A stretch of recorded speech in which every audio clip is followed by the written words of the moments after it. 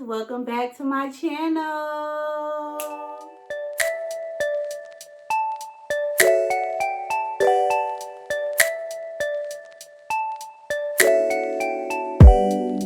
I found love. So what's up, T Squad? Welcome back. So today we're going to get right into drumroll homeowner tips. So this will be one of the series of videos that I have been telling you guys about that I would do concerning my home buying experience. So like I said, this will be a series of videos. So you'll get this video and then you'll get a few more videos. In between that time of those videos, you'll also get other content. So with that being said, this video will have very limited edits. I'll probably just edit the beginning so you guys can get the intro. And after that, I really won't have any edits because I really want you guys to get the raw cut information and I don't want to leave anything out. Also, with that being said, I'm going to give a quick disclaimer. Just letting you guys know that this is my home buying experience. This is my series of things that I had to do and I went through. Some of the mistakes that I may have made that I want to make sure that you guys do not make. So I'm not a mortgage expert or a realtor or anything like that, but I just want to give you guys some real life education on what to expect being a first-time home buyer and how you can become a home buyer at 23 or younger or older. It doesn't matter your age, just as long as you do it. This is going to be my story of how I got into this process, how I got through it, and some of the different things that I went through along the way. Now this is just going to be the story. It's going to be my story of how I accomplished this. The breakdowns of everything will be in the videos to come. For example, how to prepare, what your credit score needs to be, how much you need, how much money you should want to look into spending. All of that will be in content videos after this one. So, now if you see me looking down, I'm looking in my content book. So whenever you guys see this book, if I post it on my Snapchat or Instagram or anything like that, just know I'm working on content for you guys. So I'll be looking down in this book because I have a kind of a timeline, because of course I had to go back and remember, like, you know, what was this day? What did I do after that? So blah, blah, blah. So let's just get into it. So basically the idea came into my head in the year of 2016. Mind you, I purchased my house at 23. I've been in it going on 2 years now, and it is now 2020. So 2016 is when the thought first occurred to me. The reason why it occurred, actually, it was not me that thought about it. It was actually my mom. My mom was a very young homeowner as well. Her goal was to own a home at 25. She ended up owning her home at 26.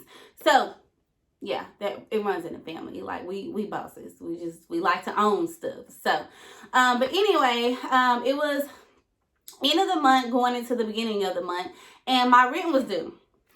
And my rent, I had a rent increase, and it increased, I think about $50 to $75, something like that. At the time, I didn't think my rent was that expensive, but of course, when it increases, yeah, it sounds like, oh, it's just $50 or $70. Well, guess what? That still takes away from other things that I have to do, other bills I have to pay, other essentials I may need. And let's just be completely real.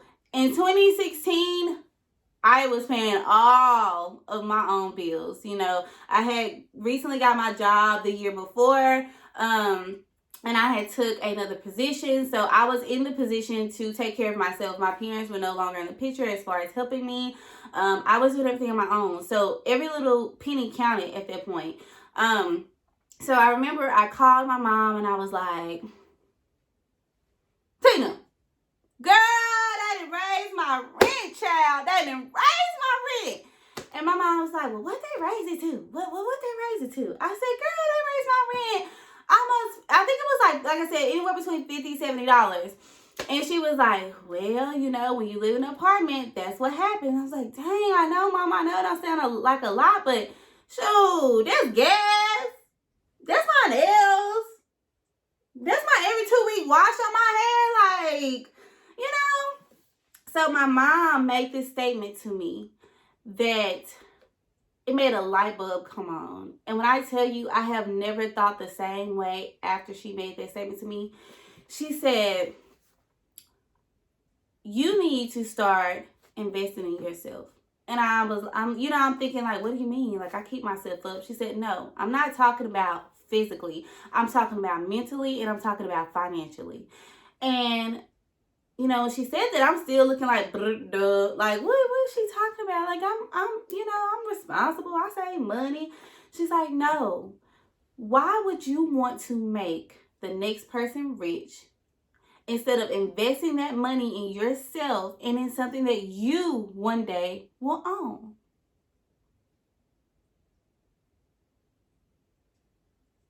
Tina, you own to something. Yeah, you own to something. So at that point, I'm like, so what you saying, Mama? You think I need to start looking for a house? She's like, yeah. She's like, I have raised you to be strong-minded and intelligent. You giving your money away to people for something you would never own. You can live in an apartment for 20 years. You would never own that apartment. At any time, if they want to raise that rent on you, they very well can. And when she said that, it's like everything fell into place. Like, at that point, when she said that, I was determined. I knew what I wanted to do. I knew how I wanted to, well, I didn't necessarily know how I wanted to do it, but at that point, I had kind of put a timeline in my head, like, okay, I'm gonna do this. So the next point, maybe like a week later, week and a half later, I called her back. Well, of course, we talk all the time between then, but I had time to fester on what she was telling me. So I called her back, and I'm like, I get what you're saying. So at that point, I downloaded the Realtors app, which is just an app. It basically shows you different properties, different homes that are for rent or for sale or for lease, whatever. So at that point, I downloaded the app. I found a few homes that I was interested in, and I ended up contacting some of those realtors. And so we were looking at these homes. I'm just trying to get a feel of what I wanted, because I've always wanted to live in a big house, or I always thought I wanted to live in a big house. But when you get older, honey, and you understand that there is more to being in a house than just a mortgage, you got utilities, you got taxes, you got upkeep, you got money that you have to put to the side to take care of something if it goes down. It's not like in an apartment. You are making a big investment, and you are paying for that investment. So at that point, I just wanted to get a feel of what I would like. And also at this time, I was still by myself. I wasn't in a relationship, or I wasn't with anybody that I could see me having not so much of a future with, but I wasn't to that point with them where, I could see us moving in together or building a family right then and there. So I was looking for myself. So we looked around at a few homes. One of the realtors I was dealing with, she was very sweet. She ended up asking me a question that I had thought about, but I hadn't put too much thought in it. She said, have you gotten pre-approved yet? And I told her, I said, no, I haven't. I said, because I know when I get pre-approved, they're going to run my credit, and I don't want my credit to come down. And I feel like that may make me lose out if I find another house and I have to run it again. And she's like, no, they will pull your credit, but it won't hurt you. It's a soft hit. It's a soft hit. And I said, oh, okay, I didn't know that. So, 2 weeks after that, I made an appointment with my bank, and I made the appointment with their mortgage manager. So when I made the appointment, and listen to this part very closely because we're going to come back to this. I made the appointment with her on I think it was like a Thursday or Friday. Went in, she pulled my credit. My credit at that time was like mid-high sevens. It was up there because my parents started doing my credit when I was younger. They would put me as like a secondary buyer, or they'll go to the furniture store and put my name on stuff so that my credit would build. So that was very important, and I thank them every day for doing that, because a lot of people don't even know that you can do that. But they did that and it helped. And then also, when I ended up getting my job in 2015, I ended up getting another car, and I had it in, it was in my name and my mom co-signed. But even with it being that way, it still boosted my credit so high to where the next time I got ready to get a car, I didn't need any co-signer. I didn't need anything because my credit was up there. So she pulled my credit. Like I said, my credit was in the mid-high sevens. Mind you, for a first-time home buyer's loan, your credit only has to be like a 630 something. I think a 635. It don't have to be high at all. So she did that. She pulled my income. At that time, I was making good money for my age and what I was doing. I was making good money. So she pulled all of that. And this is where I said you needed to pay attention to this part, because she asked me how much did I want to spend. And me not knowing how the mortgage market is, I'm not really knowing a number to tell her. I'm just knowing what I can afford. So when she ran the numbers, I'm not really sure exactly how she came up with her figures. I know she ran my credit and everything. But when the result came back, she told me that I could be approved for right at 100K. Now, when she said this, I'm thinking in my head, like, that don't sound right, because I know my credit. I know the money I make. And I know at that time, my rent, I could afford to pay my rent 3 times over if I wanted to. So I'm like, okay. So we took it. She told us that was valid for 30 days. If I went outside of my 30 days, I would just have to come back and get reapproved, which was another soft hit. These were not hard hits on my credit. They were soft hits. So I said, okay. So I took what she gave me. The realtor that I was using at first, I ended up switching to another realtor just because this lady had a lot of clients. And I feel like with me being a first-time home buyer, I needed someone that would be really focused on me. You know, and not to sound selfish, but when you're a first-time home buyer, you need somebody that's going to really be there for you every step of the way. You can call, text them, ask them any questions, and they are down to help you. Because you don't want someone who's dealing with, you know, clients that have done this 5, 6, 7 times, because they're going to get in their mind that you've done it this often too, and they're not going to realize that they need to help you a little bit more. So I ended up going to Burke's team here in Tyler, Texas. And my realtor, I actually ended up just walking in, and she happened to be there. So at this point, that's when you realize that what is meant for you will be for you. And God works in very mysterious ways. And I have learned to never question him. And if there's something that I need, I pray to him and I let it go and I let him handle it. Because I walked in that office not knowing that I was going to walk out with a realtor that was going to help me for almost 1.5 years to find my home. I had no clue. We sat down, we had a meeting with her. I won't disclose her name in this video because I have not gotten her permission to disclose her name, but she works with the Burks team, and everybody in that office, they're amazing. They are amazing. They take their time. They're sweet. They're educational. They take their time and they explain things to you. So many people these days are so quick to just do stuff, just fast. They took their time. They sat down with me. They explained everything. So when I had a meeting with her, I told her what I had got pre-approved for. I told her my credit score, and I told her how much money I made. Right off the bat, she knew. She said, that ain't right. That's not right. And me and my mom looked at each other like, we thought the same thing. Okay, so we ain't crazy. We ain't crazy.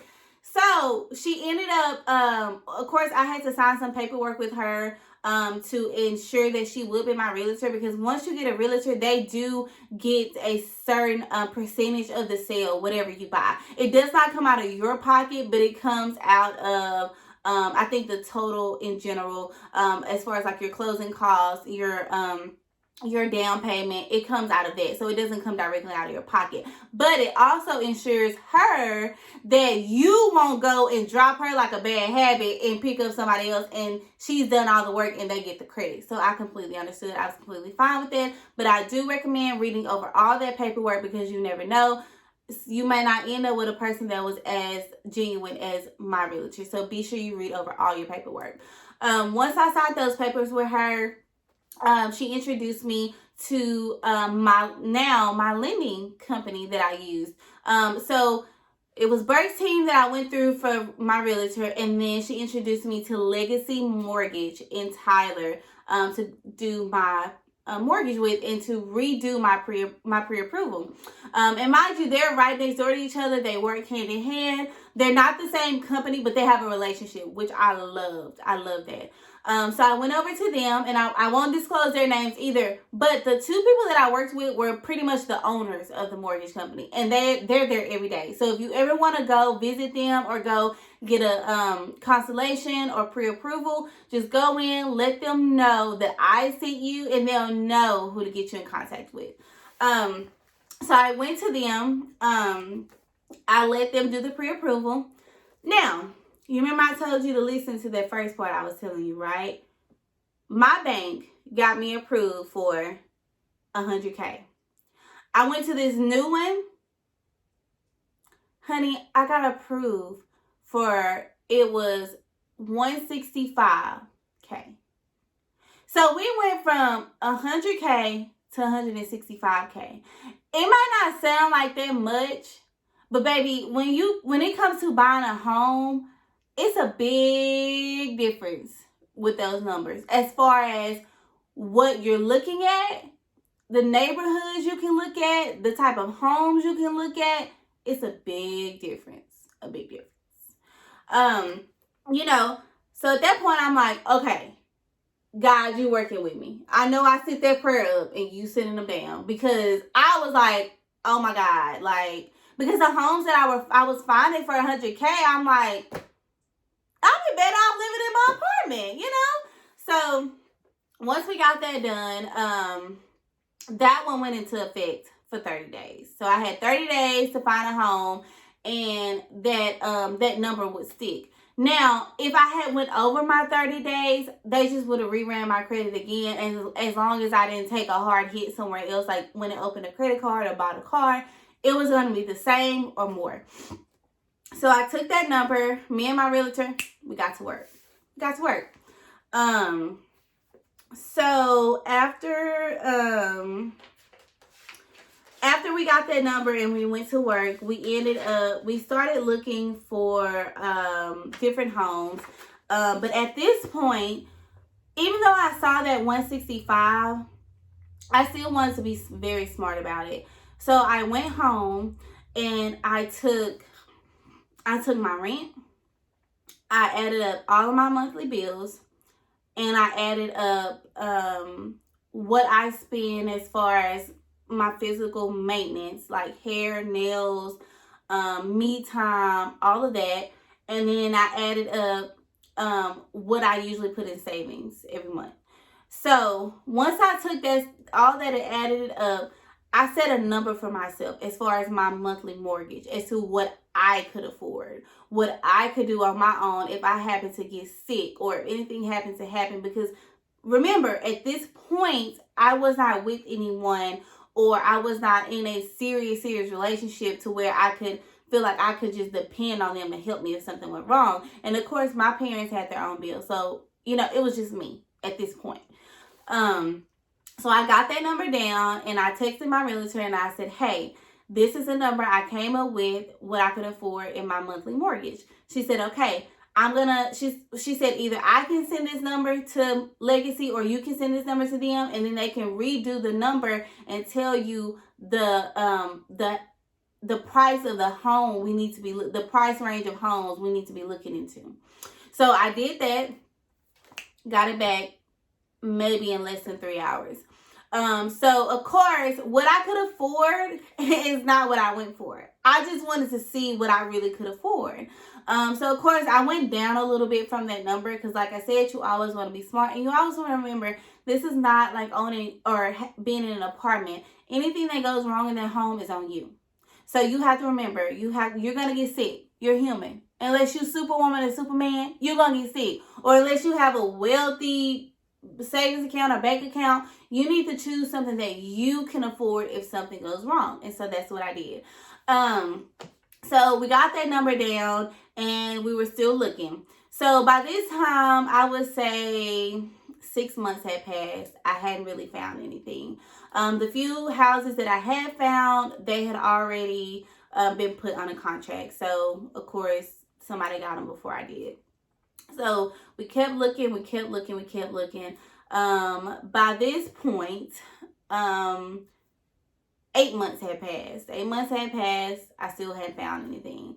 So we kept looking, and once the months started passing, and I wasn't finding what I wanted, or when I found what I wanted, somebody would beat me out of the contract.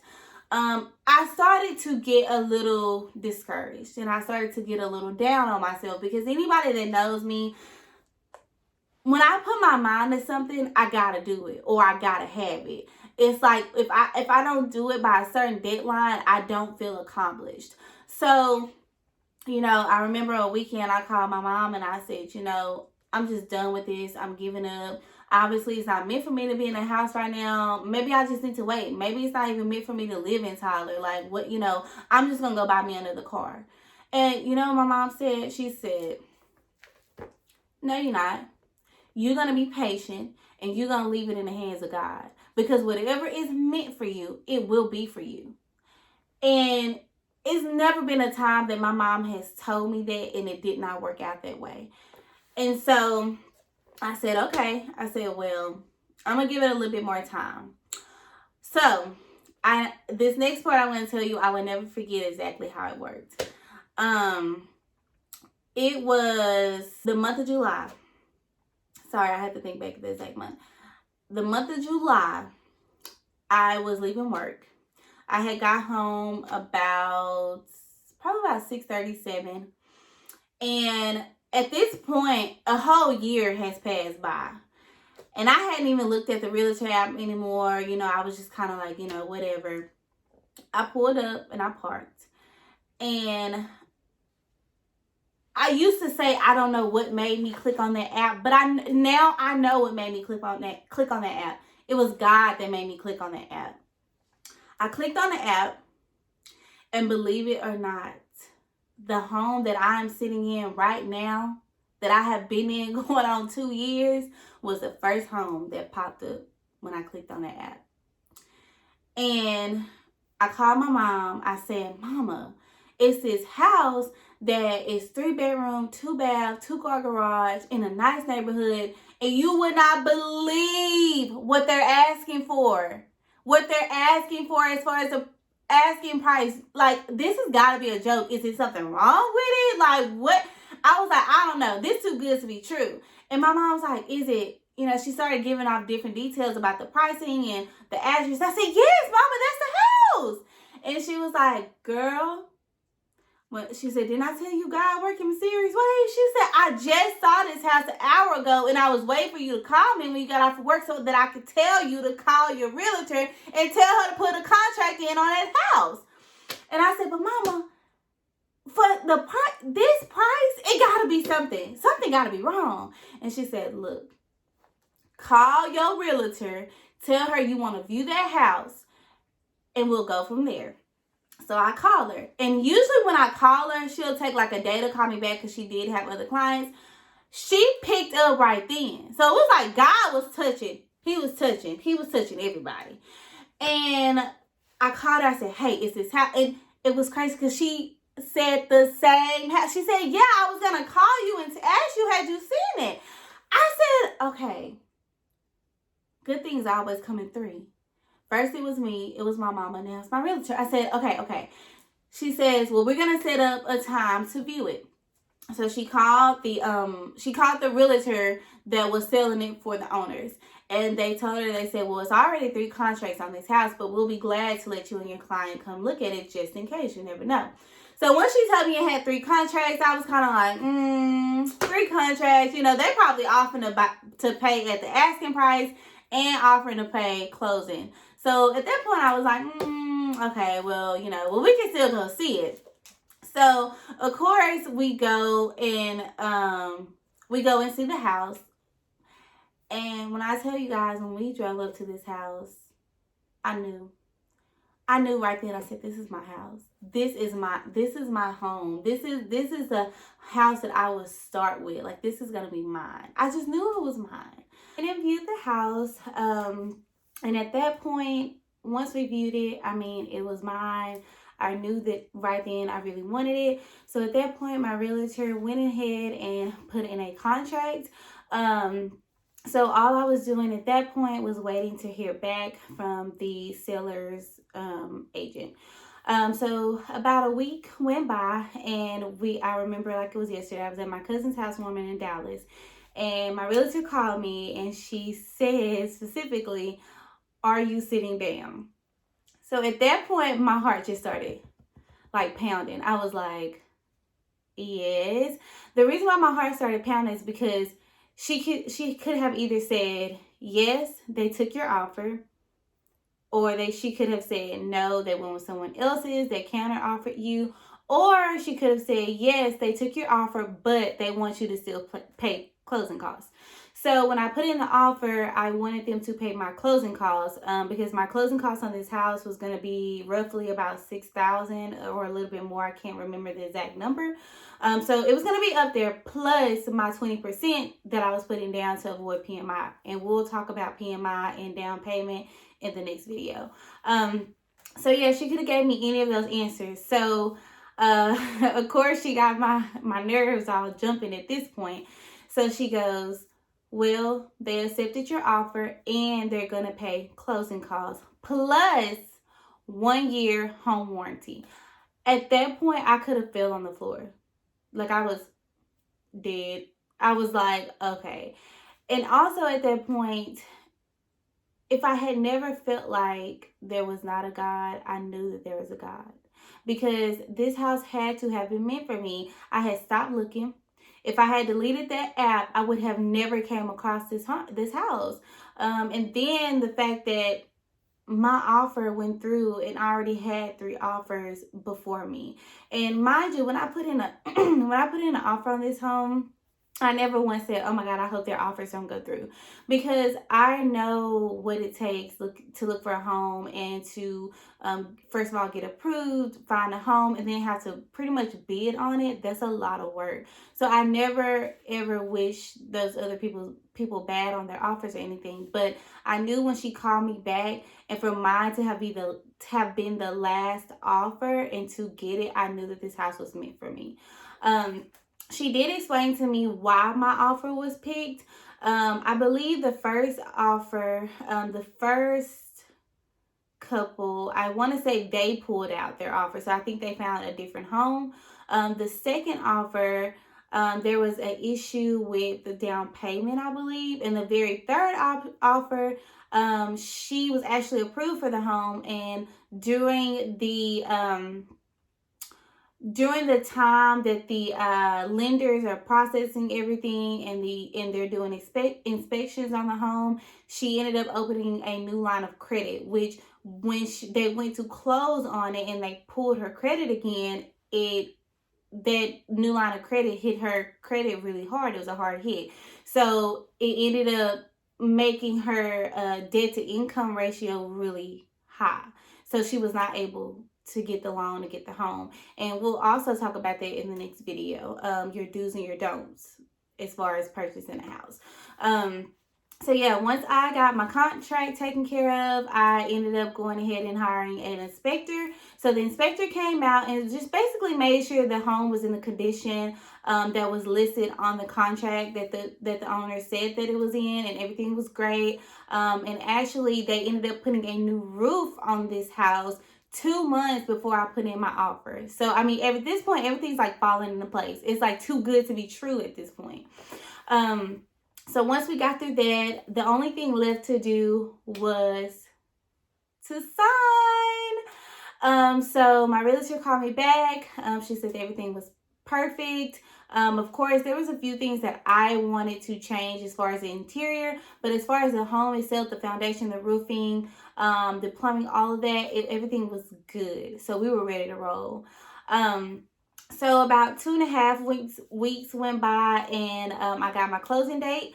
During the closing, or during the process that they choose your closing date, they also run your credit again, to make sure that you have not opened any lines of credit, to make sure that you are not, at this point, owing random people, and to make sure that your debt to income ratio is still at a good level.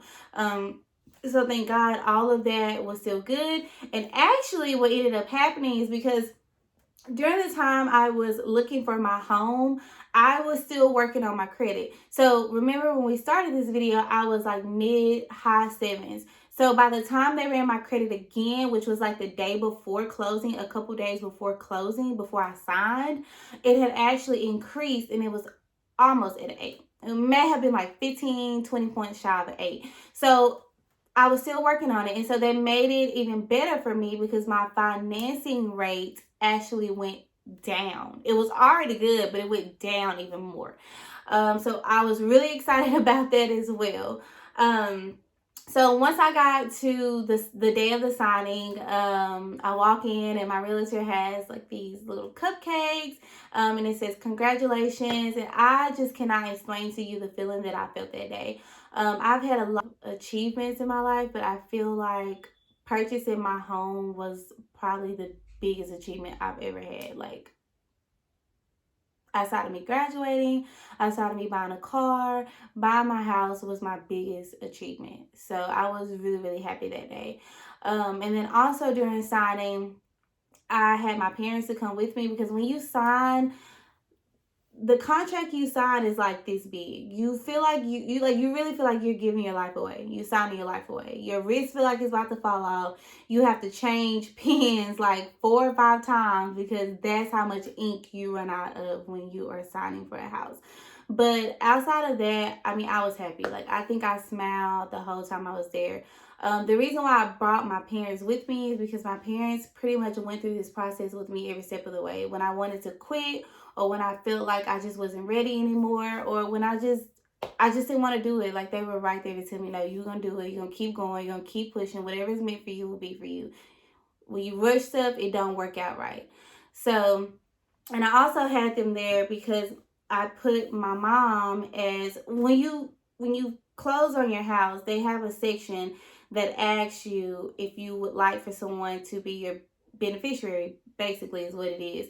So I ended up putting my mom's name first, and I put my dad's under her. So that basically just says that if anything ever happens to me and during that time I have paid off my mortgage, then everything, the house itself and what happens to it will be their decision. But of course, I've talked to them about different things and how I would want things to go. So that's something you can or you don't have to do. Like, it's completely, it's optional. You don't have to have a beneficiary on your house. But I think it's smart too, but just because you never know what could happen. But yeah, I think that was pretty much my whole story of how I ended up in my house. So it pretty much took me about a year and a half from the time that I decided I wanted to do this to finding a house. It took me about a year and a half. So my advice to you guys would be, to figure out what you want. Buying a house is a big purchase. So don't just go and get it because you feel like you have to. You need to know that this is really what you want. Know that the city that you live in is where you want to live. You need to know your price range, what you can and cannot afford, because it's not an apartment. You don't have maintenance. You don't have people to come in and fix it. You have to fix it. You still have taxes to pay even when your house is paid off. And you still have maintenance, like overall maintenance and upkeep on a home. It's a lot of time and investing. So if you have those 4 things figured out, then I think you're on the right track. So I'm going to try to wrap up this video right here. All of the other content will be in the next videos to come. So remember, this is a series of videos. So be sure that you subscribe so that you can get the notification when I post the next videos. The next video will probably be about going over credit, figuring out how much you can afford, how much down payment you should put down, the realtors, the lending companies that you should go through, and just overall things you need to pay attention to when you are looking for a home. So, like I said, be sure to thumbs up this video, subscribe, and comment. I really want to see you guys comment because I want to make sure that you guys don't have any other questions that I'm not answering. If you ask the questions in the comments, I'll be sure to try to reply to them. Or if it's the same question like over and over, I'll just make a whole nother video about it. So yeah, if you have any questions, just make sure to comment. And that was my story of how I became a homeowner. I found love.